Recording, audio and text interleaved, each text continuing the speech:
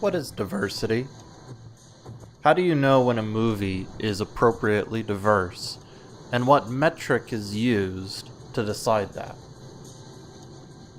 These were three questions that started bothering me a few months ago, and in my research I couldn't really find any solid answers to any of those questions.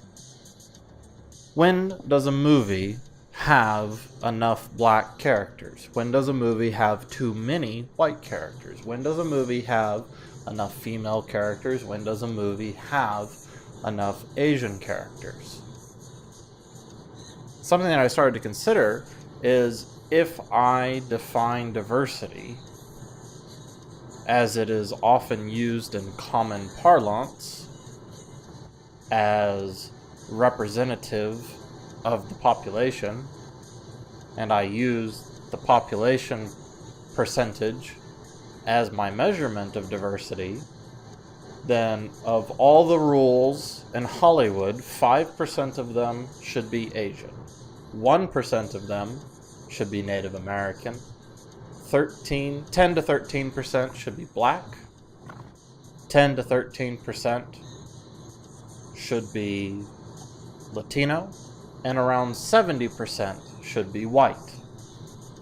Lo and behold, when you look at movies, when you look at most representative things, it sits somewhere around there. It's not perfect. It's not a 1-to-1 ratio of representation. You have movies that are skewed heavily in certain directions depending on the content. A film by Spike Lee or Tyler Perry that are specifically about the black community is obviously going to have much more than 10 to 13% of black characters. A movie about Victorian England is going to have a high percentage of white characters. A movie in feudal Japan is going to have a high percentage of Asian characters. So how do we define diversity? What is the matrix? What is the mechanism? What is the standard that is used to decide, oh, this film is now appropriately diverse? Of course, there's no answer to that question because that's not the question, and that's not the intent. When individuals in the media say this film needs more diversity, they're not talking about diversity as the average person would think. It's a word game. What they're actually attempting to do is create what is called the exposure effect. So they're forcing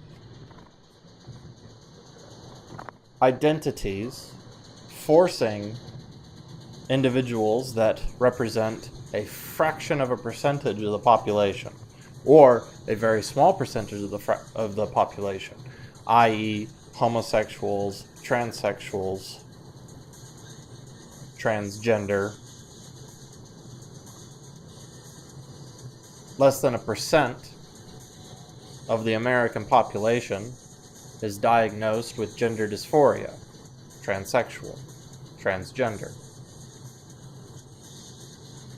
But if in, say, American Horror Story, season 5, I think, Hotel, they can put a transsexual character in it and make the character relatable, make the character interesting, make the character a fully fleshed human being, which they did quite successfully.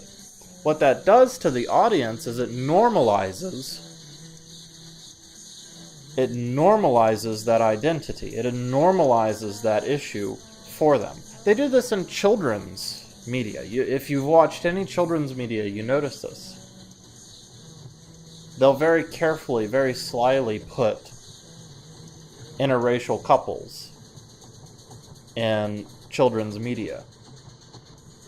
Because depending on where you live in the country, your children may or may not be exposed to interracial couples. They'll put a child that's on crutches, that needs crutches to walk, to do things. They do this to expose the child at an early age to the reality that these things exist. So then it's not a shock if they encounter it. Which is not an immoral thing in and of itself, but it becomes quite insidious rather quickly. Because pathos is a powerful argument, especially to those that don't realize they're in an argument. The average person sitting down to consume a source of media, a movie, a show, they're not prepared to receive controversial ideas. They're not sitting down with critical thought. They're not sitting down. Their guard is down. This is why comedy is very effective in wooing people to new ways of thinking. So you put in a character that's against the vast majority's conventional thinking, and you make them relatable. You make them as like the vast majority of people as can be done, except for just this one little thing. Oh, they're gay. Or, oh, they're transsexual. Or, oh, they're insert here. It doesn't matter. And it doesn't even matter if that's what actual homosexuals or actual transsexuals or actual individuals of whatever identity group are like. It doesn't matter. It's not about a realistic depiction. That's not what it's about. It's about normalizing that identity group. And you normalize that identity group, ironically, by stripping it of most of its identity. You leave the one controversial thing behind. Oh, this guy happens to like men. We're going to take away all of the variety of the homosexual community. Take away all of the nuance and the flavors and the distinctions and the strangeness, if you will, of the homosexual community.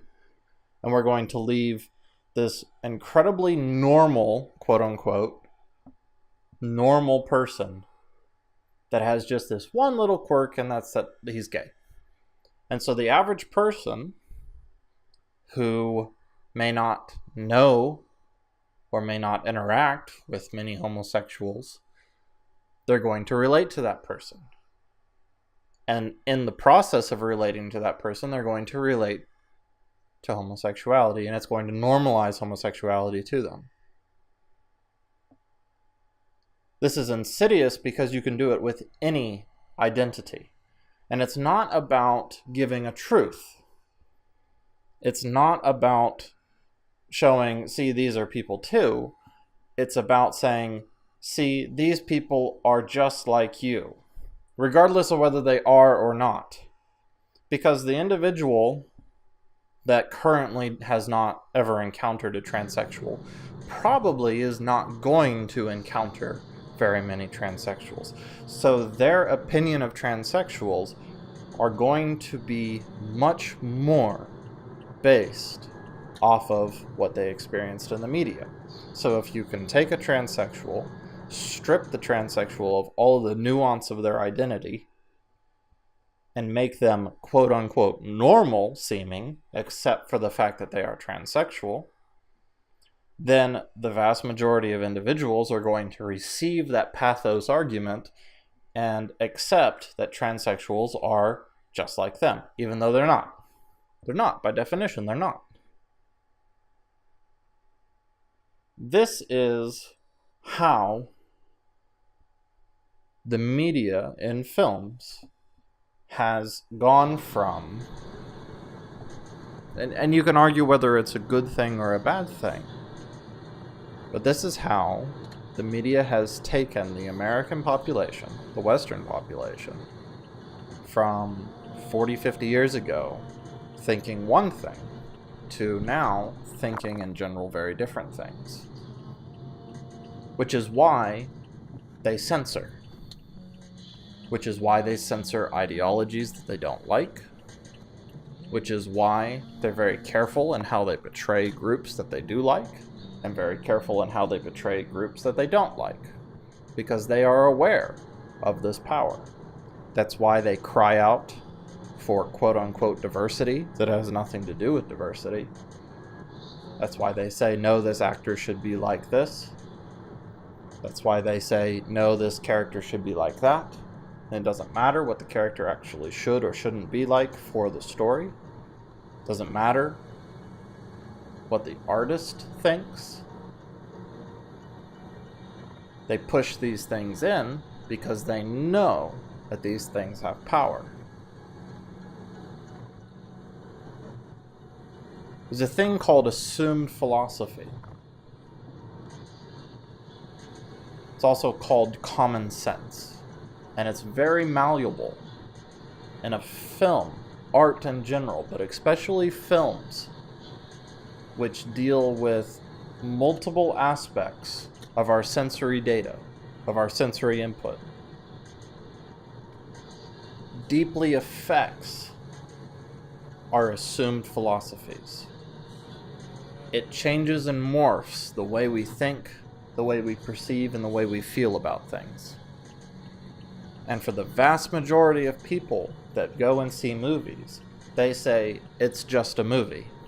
But it's not just a movie. Every film, every piece of media that you digest, you are engaging in a dialogue. And you are receiving a point of view, a perspective. And that perspective might be close to yours, or it might be radically different. But a good artist, a good propagandist,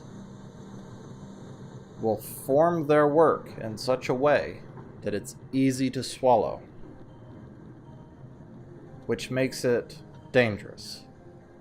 Because the truth is rarely easy to swallow.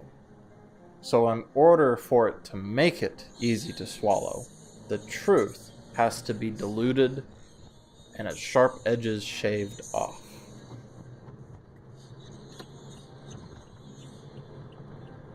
This is what they mean when they say diversity. They want more positive reinforcement of positive concepts of very controversial groups. They want to say to the majority of the public, this is how you should think, this is how you should feel, this is what it should be, regardless of what reality is. You can have an interesting debate as to what is or is not, but that is not what they're interested in. Media has not been interested in what is or isn't for a long time.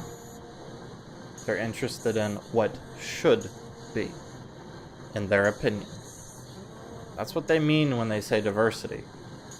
They're not saying, let's represent what is. They're saying, let's represent what should be, in their opinion.